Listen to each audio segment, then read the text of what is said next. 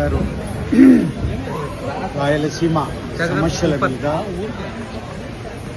మరి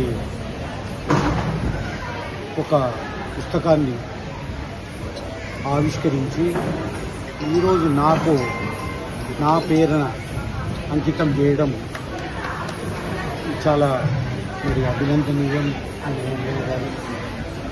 ఆయనకున్న ఎక్స్పీరియన్స్ మొత్తం ఏదైతే ఉందో,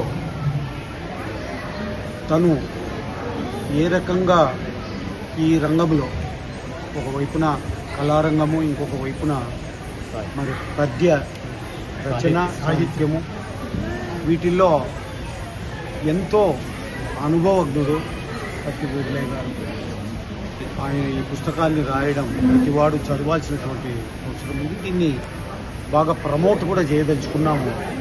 ఈ పద్యాలను ఒక్కొక్కటి లేకపోతే కొన్ని గ్రూప్గా చేసి వాటన్నిటినీ కూడాను ప్రమోట్ చేయదలుచుకున్నాము. నేను కూడా దీన్ని ఓబ్లే గారిని అభినందిస్తూ ఉన్నాను. నేను ఇంకా రాయలసీమకు సేవ చేసేటటువంటి మరి శక్తియుక్తులు ఆయనకు ప్రసాదించాలి, ఆ భగవంతుని కోరుకుంటా ఉన్నాను. నేను ముఖ్యంగా టీజీ వెంకటేష్ గారు కూడా ఈ కార్యక్రమంలో పాల్గొన్నారు. పెద్ద ఎత్తున రాయలసీమ వారి అభిమానులు, రాయలసీమ కోసం పాటుపడేటటువంటి వాళ్ళంతా ఈరోజు అటెండ్ అయినారు పెద్ద ఎత్తున. అందరినీ అభినందిస్తూ ఉన్నా.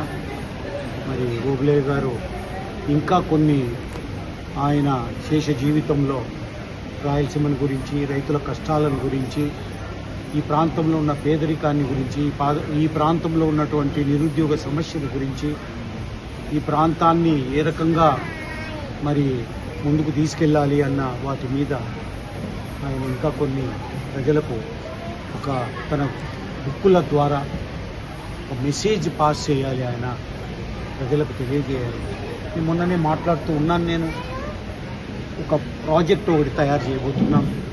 ఈ ప్రాజెక్టు ఇప్పుడున్నటువంటి పరిస్థితులలో మరి జనంలోకి పోవాలి, ముఖ్యంగా యువకుల్లోకి పోవాలి అన్నటువంటి ఒక ప్రాజెక్టును తొందరలో మేము ఆలోచన చేసుకొని తయారు చేసి దాన్ని కూడా రిలీజ్ చేస్తామని చెప్పి కూడా నేను తెలియజేసుకుంటున్నాను. మళ్ళీ ఒకసారి అభినందిస్తూ ఉన్నాను ప్రతి ఓబ్లే కానీ. అదే రకంగా మరి ఈ కళాక్షేత్రం నుంచి మరి కార్యవర్గ సభ్యులు కానీ, లేకపోతే కళాకారులు కానీ ఎంతోమంది మరి ఇక్కడి నుంచి ప్రొడ్యూస్ అయినారు.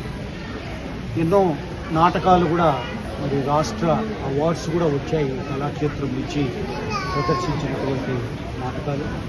ఇవన్నీ కూడా ఒక పెద్ద క్రెడిట్ ఇవ్వాల్సి ఉంది వీళ్ళందరికీ కూడా. మీ యొక్క సేవలు కొనసాగించాలి అని చెప్పి కోరుకుంటూ సెలవు తీసుకుంటాం.